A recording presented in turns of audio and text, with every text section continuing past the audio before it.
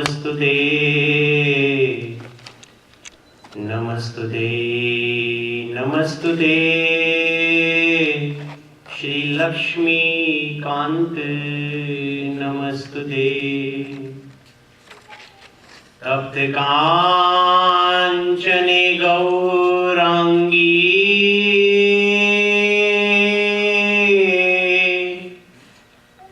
श्री राधे वृंदावनेश्वरी श्री वृषभानुसुते देवी प्रणमामि श्री हरिप्रिये। जय श्री कृष्ण चैतन्य प्रभु नित्यानंदा श्री अद्वैत गदाधर श्रीवासादि गौर भक्तवृंद। यस्य स्मरण मात्रेण जन्म संसार बंधनात् विमुच्यते नमस्तस्यै विष्णवे प्रभ विष्णवे। वृंदाई तुलसी दिव्यै प्रियायै केशवस्य च कृष्ण भक्ति प्रदे देवी सत्यवत्यै नमो नमः। वन्देऽहं श्रीगुरुः श्रीयुतपदकमलं श्रीगुरुन् वैष्णवांश्च श्रीरूपं साग्रजातं सहगण रघुनाथान्वितं तं सजीवम् साद्वैतं सावधूतं परिजन सहितं श्री कृष्ण चैतन्य देवं श्री राधा कृष्ण पादान् सहगण ललिता श्री विशाखान्वितांश्च। हरे कृष्ण कृष्ण कृष्ण हरे हरे हरे राम राम राम हरे हरे हरे कृष्ण कृष्ण कृष्ण हरे हरे राम राम राम हरे हरे हरे कृष्ण कृष्ण कृष्ण हरे हरे हरे राम राम राम हरे हरे हरे कृष्ण कृष्ण कृष्ण हरे हरे हरे राम राम राम हरे हरे हरे कृष्ण कृष्ण कृष्ण हरे हरे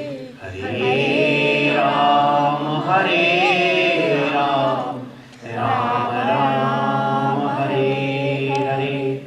नारायणं नमस्कृत्य नरं चैव नरोत्तमं देवीं सरस्वतीं व्यासं ततो जयमुदीरये। बोली वृंदावन बिहारी लाल की श्रीमद्भागवत महापुराण की श्री महर्षि वेदव्यास की श्री सुखदेव जी महाराज की जय।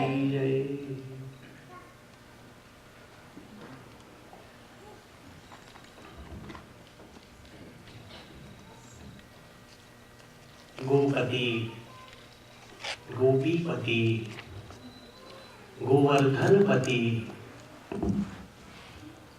गोलोकपति नंदनंदन भगवान श्री कृष्ण भगवान की परम दिव्य आनंदमयी रसमयी भागवत कथा का लगभग पिछले 3 महीने से हम पान कर रहे हैं। पिछले सप्ताह हमने श्रीमद् भागवत के प्रथम स्कंद की प्रथम अध्याय से मात्र 3 श्लोक लिए, जिसमें मंगलाचरण था। आइए आज हम प्रवेश करते हैं भागवत की कथा में। आज प्रयास करूंगा आपको समझाने का यह भागवत कथा हमें प्राप्त कैसे हुई। आइए सबसे पहले चलते हैं उसी क्षेत्र में जहां हमारे संपूर्ण ग्रंथों की कथा व्याख्या हुई है। वह कौन सा क्षेत्र है? Very good. पहले दिन की कथा में मैंने बताया था नैमिषारण्य। नैमिषारण्य का अर्थ बताया था, किसी को याद है? नैमिषारण्य का अर्थ किसी को याद है? बताया था मानसी, हेमंत। देखिए पहले अर्थ जानिए, दोबारा आज के बता देता हूं। नैमिष कहते हैं चक्र को। किसको कहते हैं? भगवान नारायण के हाथ में जो आप सुदर्शन देख रहे हैं, सुदर्शन चक्र को संस्कृत में नैमिष कहते हैं। और अरण्य कहते हैं जंगल को।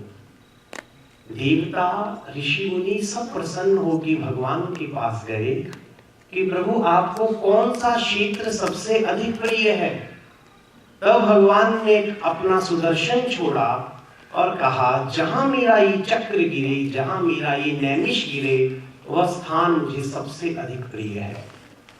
और यूपी में जब हम जाए तो चक्र जहां गिरा, जिस जंगल में गिरा, नैमिष और अरण्य, संस्कृत में इसका संधिच्छेद करें, नैमिष प्लस अरण्य अर्थात नैमिषारण्य। जहां चक्र गिरा जिस जंगल में, उसका नाम पड़ गया नैमिषारण्य। हम जो कथा सुनते हैं, सत्यनारायण जी की कथा सुने, भागवत सुने या शिव पुराण सुने, जितनी कथाएं हुई हैं आज तक, सब सूत जी ने नैमिषारण्य में कही है।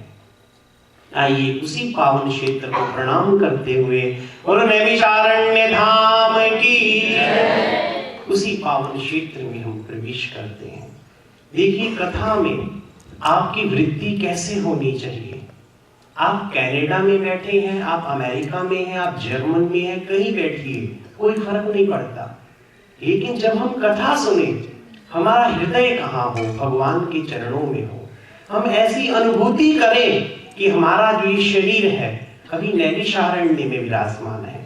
कथा के माध्यम से दृश्य का दर्शन जो करता है, उसे कथा का पूर्ण आनंद प्राप्त होता है। तो नैमिषारण्य तीर्थ में एक बार 88,000 संत एकत्रित हुए और उन्होंने 1000 साल तक चलने वाले यज्ञ का संकल्प किया। अब आप कहेंगे 1000 साल आयु किसकी होती है? लेकिन भागवत जब आप सुनेंगे, उसमें आयु वर्णन आएगा तो आपको पता लगेगा कि नहीं, हजारों नहीं लाखों साल की आयु होती थी। तो 88,000 ऋषियों ने 1000 वर्ष तक चलने वाले यज्ञ का संकल्प किया।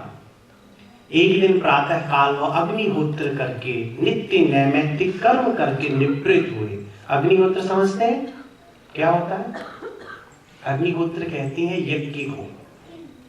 यज्ञ करने के उपरांत, नित्य कर्म करने के उपरांत, हम नित्य कर्म क्या करते हैं? हमने नहा लिया, धो लिया, ऑफिस चले गए, बिजनेस किया, नौकरी की, घर आ गए, ये हमारा नित्य का कर्म है। लेकिन शास्त्र कहता है जो नहा धो के भगवान की सेवा नहीं करता, वह उसका सारा दिन व्यर्थ चला गया।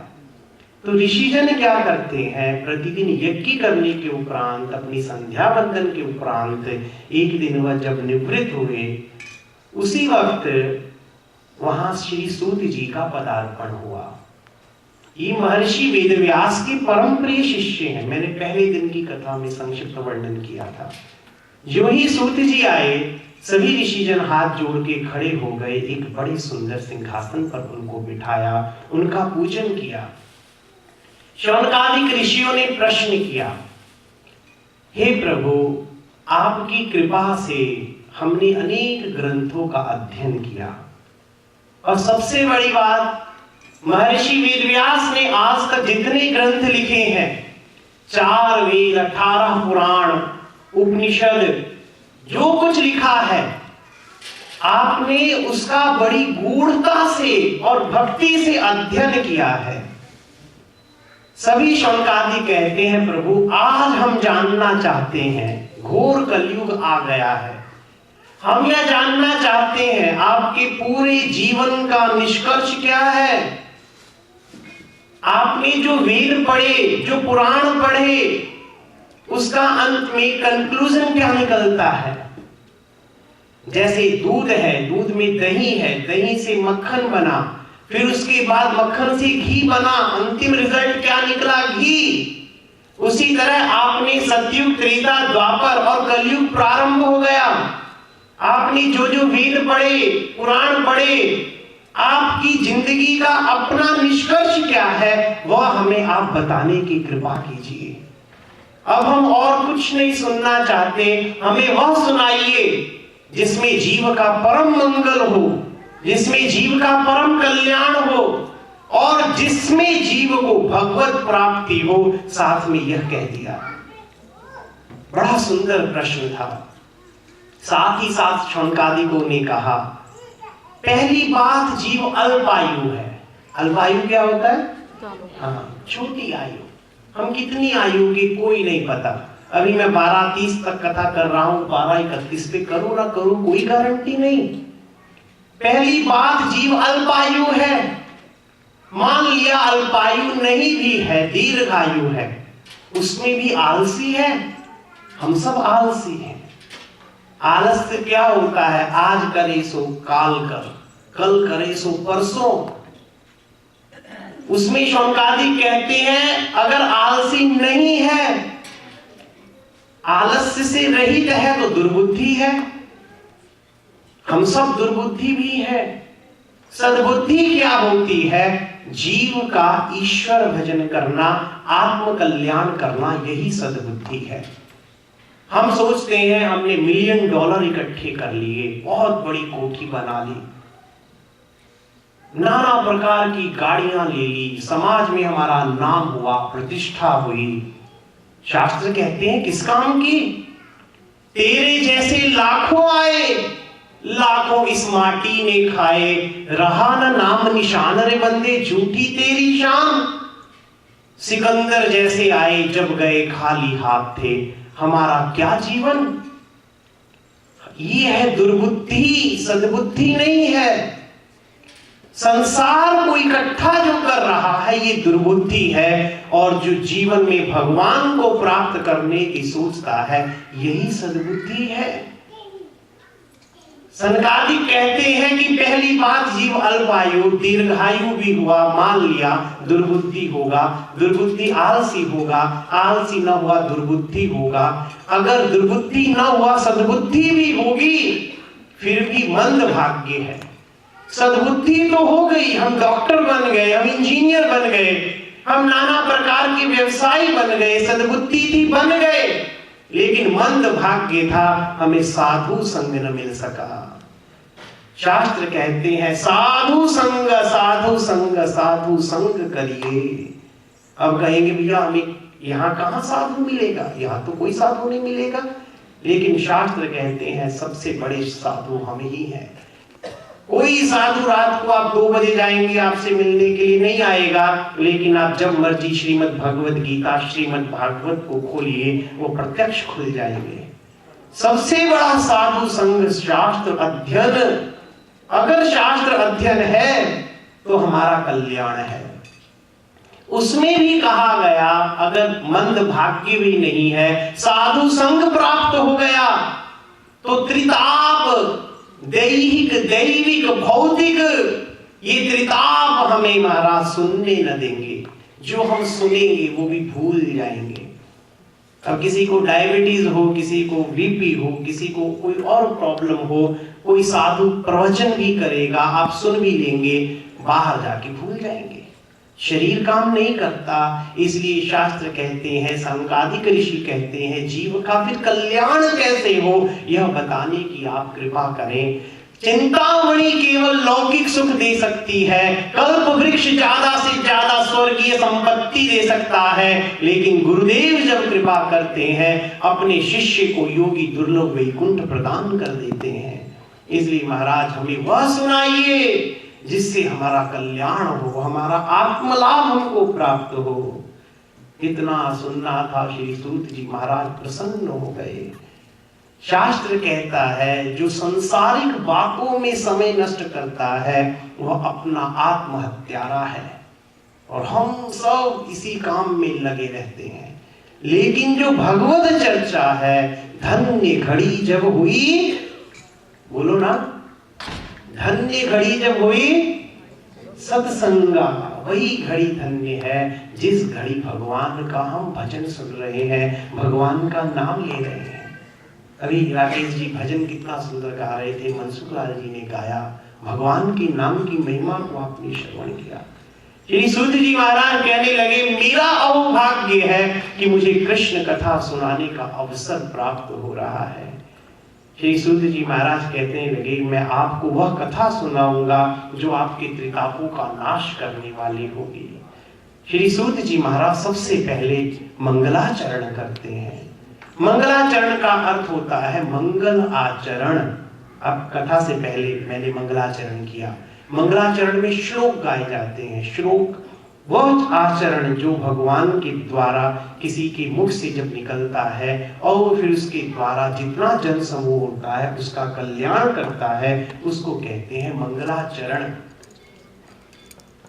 जैसे संस्कृत के श्लोक आपको नहीं समझ आएंगे, लेकिन सुनने मात्र से ही कल्याण होगा, इसलिए सूत जी सबसे पहले भागवत में मंगलाचरण करते हैं।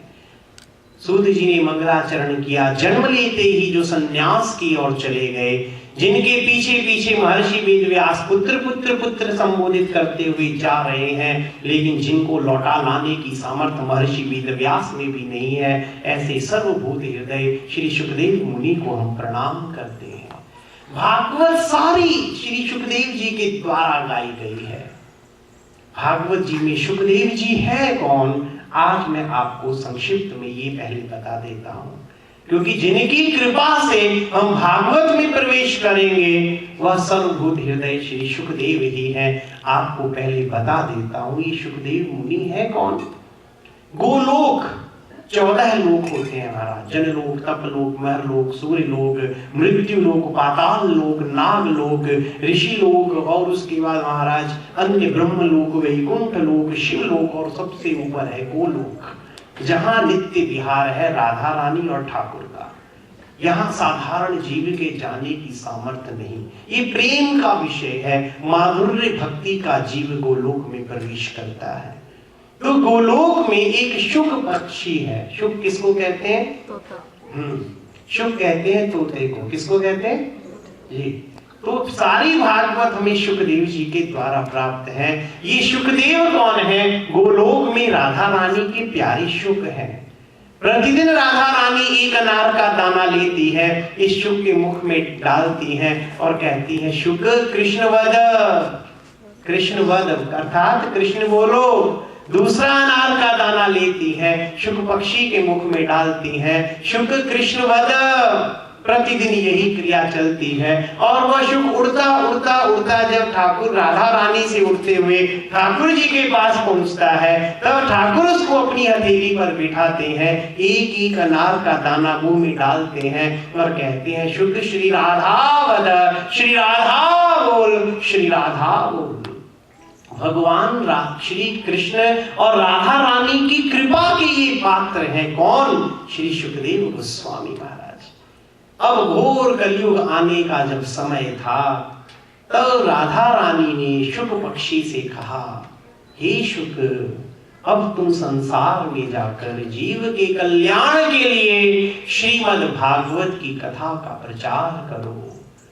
सुखदेव गोस्वामी बोले, हे मैया, हे राधा रानी, आपसे अलग होके मैं कैसे रहूंगा?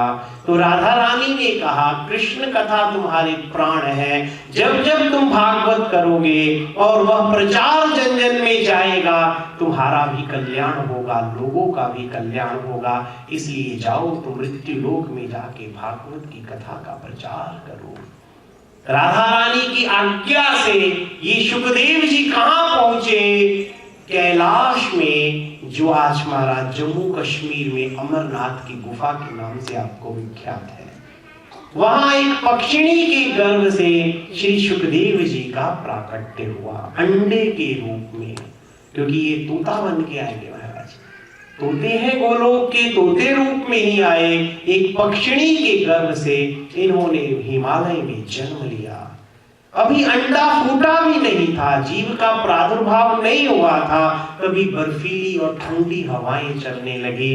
इनके माता पिता का जो जोड़ा था वो इनको छोड़कर उड़ गया।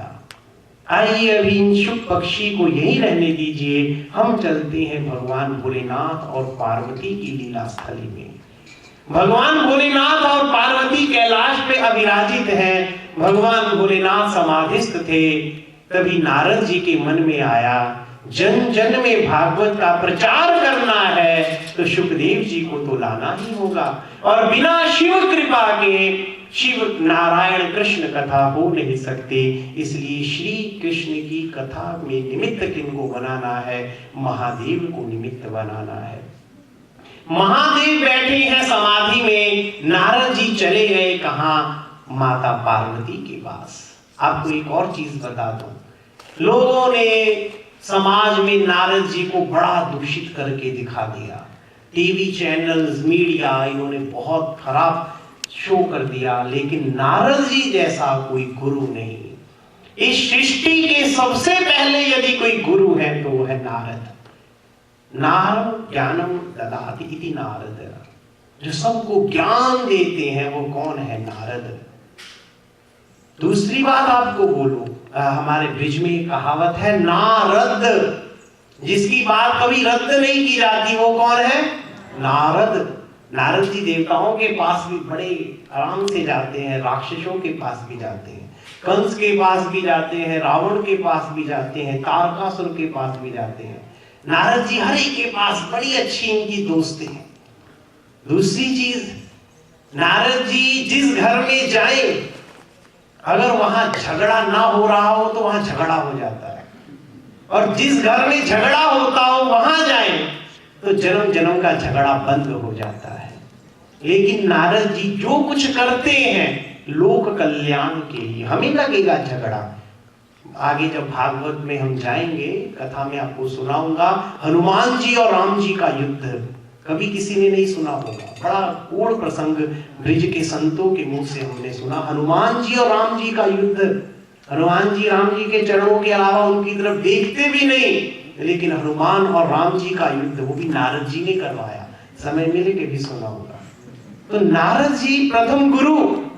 अब नारद जी ने सोचा, ब्रह्मा और सरस्वती का तो झगड़ा करवा चुका, लक्ष्मी नारायण में भी एक बार विवाद करवा दिया, बचे हैं भोलेनाथ। याद रखिए, जो भी झगड़ा करवाया लोक कल्याण के लिए, कथा के नाम के प्रचार के लिए।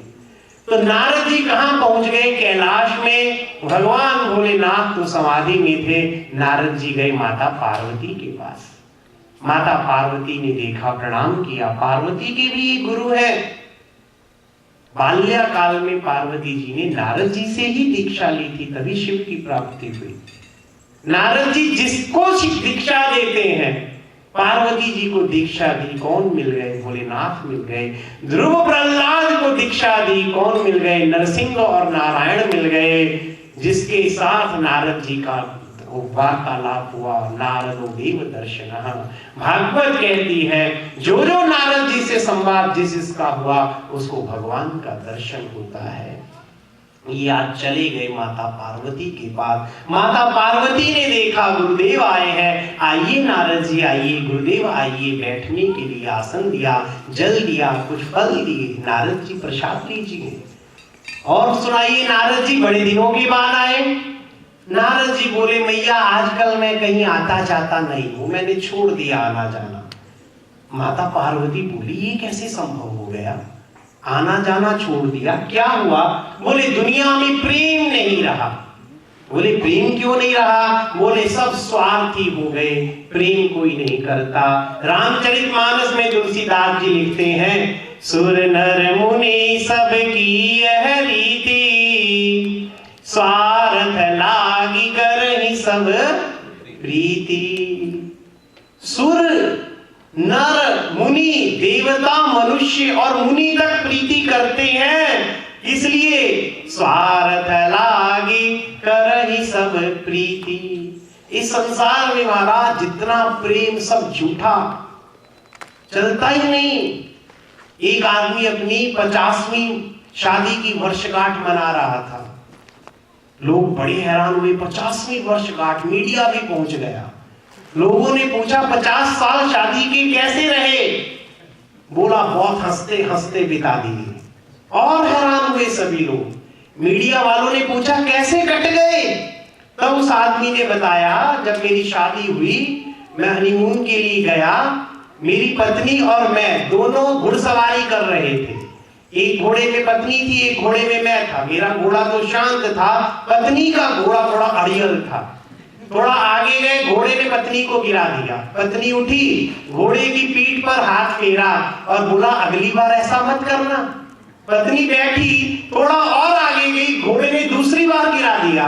पत्नी फिर उठी, घोड़े की पीठ पर हाथ फेरा और बोली अगली बार ऐसे मत करना। थोड़ा और आगे गए, घोड़े ने तीसरी बार गिरा दिया और पत्नी ने पर्स खोला, बीच में से बंदूक निकाली, घोड़े को मार दिया। पति चिल्लाया ये क्या किया? पत्नी बोली पहली अब बोल दिया, आगे मत बोलना। बस पति बोला मुझे शिक्षा मिल गई और जिंदगी के 50 साल बीत गए। तो इसलिए जितना प्रेम है दुनिया में, सारा का सारा स्वार्थ का प्रेम है। नारद जी कहते हैं कि हे देवी, मैं सत्य कहता हूं, जीवन में प्रेम समाप्त हो गया। पुत्र का प्रेम माँ बाप से तब तक है जब तक वो उसका पोषण कर रहे हैं। बच्चा बड़ा हुआ, सब अपने अपने रास्ते। पत्नी कब तक है? जब तक धन है, जब तक शरीर है, उसके बाद पत्नी भी छोड़ देती है। शास्त्र कहते हैं किसी का क्या संबंध देखना, अपना शरीर ही हमारा अपना नहीं है। यही शरीर एक दिन बूढ़ा, रोगी और महाराज दयनीय अवस्था में आ जाता है और काल का ग्रास बन जाता है। जिस शरीर को इतना संभाल के रखते हैं वह भी साथ नहीं रहता, तो इस संसार से होने वाले जितने संबंध हैं वो क्या साथ निभाएंगे? इसलिए हे देवी, मैं तो अब कहीं आता जाता नहीं हूं, दुनिया में कोई किसी से प्रेम नहीं करता। पार्वती जी बोली गुरुदेव एक बात बोलो। नारद जी ने कहा बताइए। पार्वती जी बोली ये जो महादेव है ना, मुझसे बहुत प्रेम करते हैं। शास्त्र कहता है जो गुरुदेव ने मंत्र दिया वो पत्नी को भी नहीं बताना चाहिए। गोपनीयम गोपनीयम गोपनीयम प्रयत्नतः, किसी से नहीं कहना चाहिए। लेकिन नारद जी आपको बताऊं, मुझसे इतना प्रेम करते हैं कि इन्होंने जो गुरुदेव से मंत्र लिया मुझे आकर बताया, इसलिए मुझसे बहुत प्रेम करते हैं। दूसरी नारद जी आपको चीज बताऊं, सारा दिन समाधि में जब दर्शन करते हैं तो शाम को आके मुझे कहते हैं पार्वती आज मैंने श्री राम के दर्शन किए, आज मैंने श्री कृष्ण के दर्शन किए। इसलिए हे नारद जी, मेरे पति मुझसे बहुत प्रेम करते हैं। नारद जी ने कहा चलो अच्छी बात है, प्रेम करते होंगे, तुम्हें एक बात बताई। बोले क्या? बोले शिव जी के गले में जो मुंडों की माला है वो किसकी माला है तुम्हें पता है? पार्वती जी बोली वो तो नहीं पता। नारद जी बोले बस क्या खाक काम करते हैं, सब क्या खाक प्रेम करते हैं। और नारद जी नारायण कीर्तन करते करते उठ गए, चलो मेरा काम तो हो गया। और महाराज पार्वती जी ने भी कहा जिसकी माला पहनी है वो तो बताया ही नहीं किस नरमुंडों की माला है। पार्वती जी को भी क्रोध आ गया और वो सीधे कोप भवन में चली गई। पहले समय में घर में कमरा होता था कोप भवन, स्त्रियां जब नाराज होती थी तो उस कमरे में चली जाती थी। मुझे किसी ने पूछा कि आजकल कोप भवन क्यों नहीं बनते? मैंने कहा आजकल पूरा घर ही कोप भवन हो जाता है, इसलिए कोप भवन एक्स्ट्रा बनाने की जरूरत नहीं, जब देखो तेवर चढ़े ही रहते हैं। तो अब पार्वती जी को चढ़ गया क्रोध, चली गई कोप भवन में। और जाते हुए नारद जी ने भगवान शिव को देखा और कहा भोलेनाथ जल्दी घर जाइए, माता पार्वती याद कर रही है। भगवान भोलेनाथ बोले जहां से आप आए हैं तो जरूर याद ही कर रही होंगी। भोलेनाथ पहुंचे हैं और जाकर देखा पार्वती जी आज रुष्ट बैठी हैं। भोलेनाथ ने कहा देवी क्या हुआ? बोले बात मत करो मुझसे, बाहर से भी काले अंदर से भी काले। पार्वती जी ने जब ऐसा कहा, भोलेनाथ बोले बाहर से काला तो हो गया, अंदर से काला तो वो होता है जो कपटी हो। और देवी मैंने तुम्हारे साथ क्या कपट किया? बोले नहीं, आपने ये बताया आपके गले में ये जो नरमुंडों की माला है ये किसकी है? बोले हे देवी ये माला ही प्रमाण है कि मैं तुमसे कितना प्रेम करता हूँ। बोले ये क्या मतलब है बताइए। तो भगवान भोलेनाथ बोले हे देवी तुम जगदम्बा हो, जगत जननी हो, विश्वेश्वरी हो, तुम्हें बार बार लीला की दृष्टि से अवतार लेना पड़ा और ज्यों ज्यों तुम अपना शरीर छोड़ती गई तुम्हारे उस अवतार की स्मृति के लिए तुम्हारे ही मुंडों की माला को मैंने गले में धारण कर रखा है। पार्वती जी और क्रोधित हो गई, अब तो आप महाकपटी निकले। भोलेनाथ बोले अब क्या कपट किया? बोले ऐसी कौन सी आपने बूटी पी ली है? मेरे तो कई जन्म हो गए और आपका एक ही जन्म हुआ। हे भोलेनाथ ये बताइए आप कैसे अमर रहे और मैं बार बार क्यों जन्मती और मरती रही? तब भोलेनाथ बोले कि हे देवी मैंने श्रीमद् भागवत कथामृत का पान किया है। कौन सी कथा? सभी बोलिए कौन सी कथा? हाँ, भागवत नहीं बोलते, श्री हरि के आगे श्रीमद् भागवत है। हे देवी मैंने श्रीमद् भागवत कथा का पान किया है। यह अमृतमयी कथा है, ये तेजोमयी कथा है, ये दिव्य कथा है, आनंदमयी कथा है और जीवन को जो सदैव कल्याण करती है यह श्रीमद् भागवत की कथा का मैंने पान किया है। पार्वती जी भोलेनाथ के चरणों में गिर गई, हे प्रभु मैं भी वह कथा सुनना चाहती हूँ, मुझे भी वह कथा सुनाइए। भगवान भोलेनाथ ने कहा देवी भागवत कथा सुनने के लिए 3 सबसे आवश्यक नियम होते हैं और अभी तुम में वह सामर्थ्य नहीं है कि तुम भागवत सुनो।